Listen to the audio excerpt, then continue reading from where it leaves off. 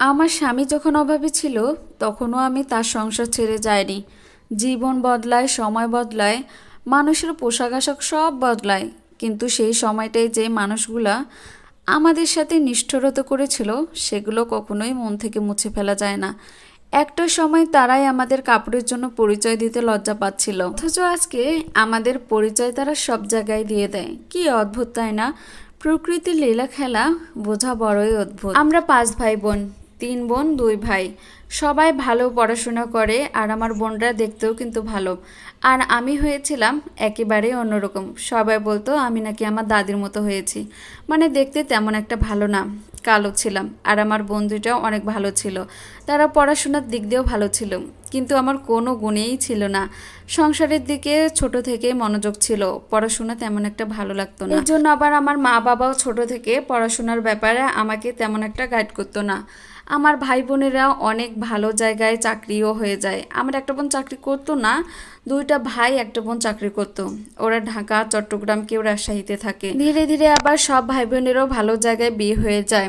এদিকে আমার বিয়ে হচ্ছিল না, কারণ আমার কোনো সাইডে ভালো ছিল না, মানে পড়াশোনার দিকেও ভালো ছিল না, আবার আমি দেখতেও ভালো ছিলাম না। তো অনেক খোঁজাখুঁজি করার পরও আমার বিয়ের তেমন সম্বন্ধ পাচ্ছিল না ভালো। তারপর বাবা আর কী করবে, একটা কৃষক দেখে আমাকে বিয়ে দিয়ে দিল। মানে দিন এনে দিন খাই এরকম একটা পরিবারে। তো আমিও রাজি হয়েছিলাম, কারণ আমার তো সেরকম পড়াশোনাও নেই। তো আমি আমার শ্বশুর বাড়িতে থাকি, বাবার বাড়িতে তেমন একটা আসি না। কারণ আমার বাবার বাড়ির বলতে ভাই বোন এগুলো আমার শ্বশুর বাড়ির মানুষকে তেমন একটা পছন্দ করতো না। আমার শ্বশুর বাড়ির মানুষের কাপড় চোপড়, পোশাক আশাক বা তাদের চলাফেরা তাদের একটা তেমন ভালো লাগতো না। সেজন্য আমিও আবার আসতাম না, শুধু বাড়িতে একাই থাকতো। আর আমার ভাই বোনেরা সব শহরে থাকে। তারপর ওরা ডিসিশন নিল যে মা বাবাকে ওরা শহরে নিয়ে যাবে। তো মা বাবা তখন থেকে শহরে থাকে। কোনো একটা অনুষ্ঠান হলে আমাদেরকে দাওয়াত দিত না, যদি মনে পড়ে তখন বলতো, আবার গেলেও তেমন একটা আমরা সম্মান পেতাম না। আমার মেজো ভাইয়ের মেয়ে হয়েছে, তার আকিকা করবে, সেই উপলক্ষে সবাই গ্রামে এসেছিল। তারা যে গ্রামে এসেছিল আমাকে কোনো খবরই দেয়নি। আমার মা বলছিল যে আমাকে দাওয়াত করার জন্য, আমার ভাই বোনেরা এতে রাজি ছিল না, কারণ আমি গেলে তাদের সম্মান থাকবে না। তো মা বাবা অনেকবার ভাইকে বলছিল যে ওকেও একবার দাওয়াত দে, ওও তো আমার মেয়ে। তো অনেক কান্নাকাটি করার পর ভাই বলছিল ঠিক আছে যাও, তাহলে তোমরা দাওয়াত দিয়ে আসো, আমি যেতে পারবো না। তখন আমার মা বাবাকে পাঠিয়ে দিয়েছিল আমাদের বাড়িতে দাওয়াত দেওয়ার জন্য। আমি তখনও জানতাম না যে আমার বাড়িতে দাওয়াত দেওয়ার জন্য আমার মা বাবা এত কান্নাকাটি করেছে, তাহলে হয়তো যেতামই না। তো বাবা আসলো আমাদের বাড়িতে, আমি তো দেখে অবাক হয়ে গিয়েছিলাম। বাবাকে বসতে বললাম, খাওয়া দাওয়া করালাম। এদিকে আমার স্বামীও ধানক্ষেত থেকে বাড়িতে এসেছে। তো আমার বাবা বলতেছে আগামী শুক্রবার তোমার ভাইয়ের মেয়ের আকিকা, তোমরা সবাই আসিও, সাথে তোমার শ্বশুর শাশুড়িকে নিয়ে আসিও। আর একটা কথা, ঘরে আয়, তোকে বলবো। আমার বাবা বলল এখানে কিছু টাকা আছে, এগুলো দিয়ে ভালো মিষ্টি ফলমূল সব কিছু নিয়ে যাস, তোমার মা তোমাকে এই টাকাটা দিয়েছে। আমি তো নিতে চাচ্ছিলাম না, যে আমি নিব না, আমি যাবো না বাবা। তখন বাবারও চোখ দিয়ে পানি বের হলো, যে নে, তোর মা তোকে অনেক দিন পর দেখবে, তুই আসবি কিন্তু। আর হ্যাঁ, তাড়াতাড়ি আসিস, আর ভালো কাপড় চোপড় পরে আসিস। তোর ভাই বোনদের শ্বশুর বাড়ি থেকে অনেক মানুষ আসবে, একটু ভালো কাপড় চোপড় তোর শ্বশুর শাশুড়ি সবাইকে পরিয়ে নিয়ে আসিস। তো আমি বললাম ঠিক আছে। আমার স্বামী এসব কথা শুনে খুবই লজ্জা পেল, তার মুখটা একদম কালো হয়ে গেল। কি বলবো, কিছু করার নেই। তারপর তো বাবা চলে গেল। এখন আমি ভাবতেছি যে কোথায় আমি কাপড় পাবো, আমার তো কোনো টাকাও নেই যে নতুন কাপড় কিনে যাব। আর কি করবে, এটা ভাবতে ভাবতে মনে করলাম যে কারো কাছ থেকে ধার নিয়ে যাব, পরে ধুয়ে তাদেরকে আবার দিয়ে দেব।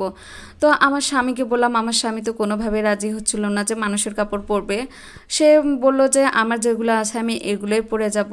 পরে আমি, আমার শাশুড়ি আর আমার বাচ্চা 2টার কাপড় মানুষের কাছ থেকে ধার নিয়েছিলাম একদিন পরার জন্য। শুক্রবার আমি সকালে উঠে তাড়াতাড়ি সব কাজ শেষ করি, বাবার বাড়িতে যাব।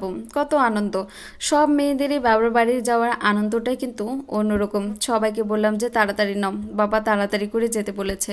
তো আমার স্বামীর যে কাপড়গুলো ছিল, শার্টটা একটু ছিঁড়া ছিল, পরে আমি ওটা সেলাই করে দিয়েছিলাম, ওটা পরে গিয়েছিল। আর আমরা তো হচ্ছে মানুষের কাপড় পরে গিয়েছিলাম। তো সকাল সকাল গিয়েছিলাম। আমাদেরকে দেখার পরে কেউ তেমন একটা কথাও বললো না। আমি নিজে আমার শ্বশুর শাশুড়িকে বসতে বললাম, কেউ বসতে বললো না। এদিকে আমার মেজো ভাই এসে বলতেছে তুই কি এত তাড়াতাড়ি চলে আসছিস। এটা শুনে খারাপ লাগলেও তেমন একটা মনে করিনি। ভাই বোনের শ্বশুর শাশুড়ি আসতেছে, ওদেরকে নাস্তা পানি দেওয়া হচ্ছে, কিন্তু আমাদেরকে কোনো কিছুই দেওয়া হলো না। আমার শ্বশুর শাশুড়ি, আমার স্বামী বাইরে চেয়ারে বসে আছে, ঘরে যেতেও কেউ বললো না। পরে আমার মা এসে বলতেছে আয় আয় ঘরে আয়। তো তখন মায়ের সাথে কথা বললাম, আমার বোনরাও আমাকে এড়িয়ে চলছিল। বাবার বাড়ির পাশেই একটা দোকান ছিল, তো সেখান থেকে আমার বোন তার বাচ্চাদের, আমার ভাইয়ের বোনের বাচ্চাদের সবাইকে খাবার নিয়ে দিচ্ছিল, কিন্তু আমার ছেলে মেয়ে দুটাকে কেউ একটা চকলেট পর্যন্ত দিল না।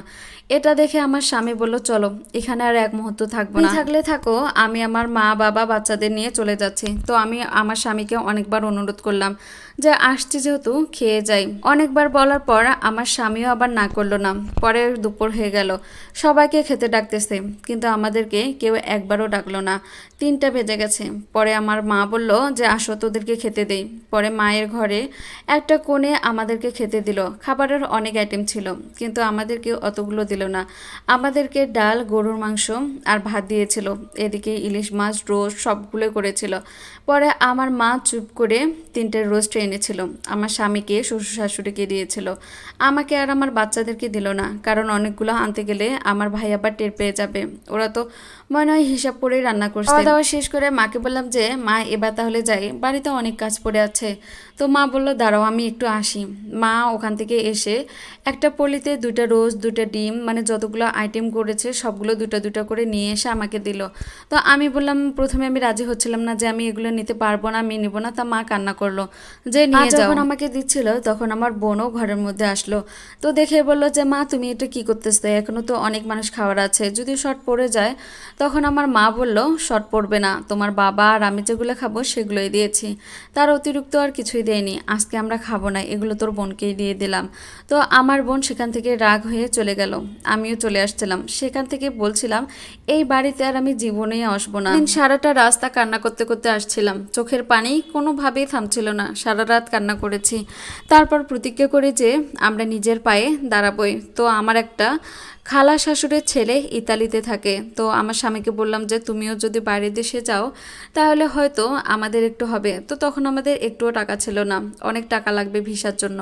তো কি করব, আমাদের একটা ধান চাষ করার জমি ছিল, ওটা বিক্রি করে দিলাম। অনেক টাকার দরকার ছিল, আমার বিয়ের সময় যে গয়নাগুলো আমার বাবা দিয়েছিল সেগুলো আবার বিক্রি করে দিয়েছিলাম। তারপর ওই ভাইয়াটা আমাদেরকে কিছু টাকা ধার দিয়েছিল যে পরে দিয়ে দিব।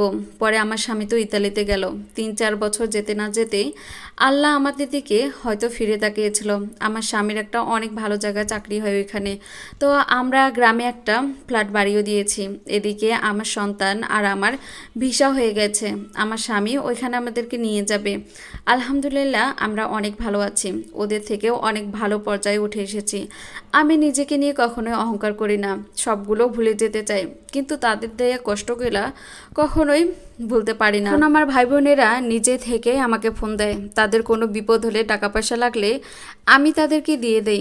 ছোটোখাটো যে কোনো অনুষ্ঠানে আমাকে যেতে বলে। হয়তো আমার মনে এই কথাগুলো আছে, কিন্তু আমি বাইরে কখনোই তাদের কাছে প্রকাশ করি না। আমিও হাসি খুশিতে তাদের মধ্যে থাকি। আর একটা মাস পরেই আমরা ইতালিতে চলে যাব। সবাইকে একটা কথাই বলবো, কারো দুঃখের দিনে কাউকে কখনোই কষ্ট দিবেন না, কাউকে কখনোই অবহেলা করবেন না, হোক সেটা নিজের বা অন্য আত্মীয় স্বজনের। সময় এক সময় যায় না, সময় বদলায়, জীবন বদলায়, সব কিছুই বদলায়।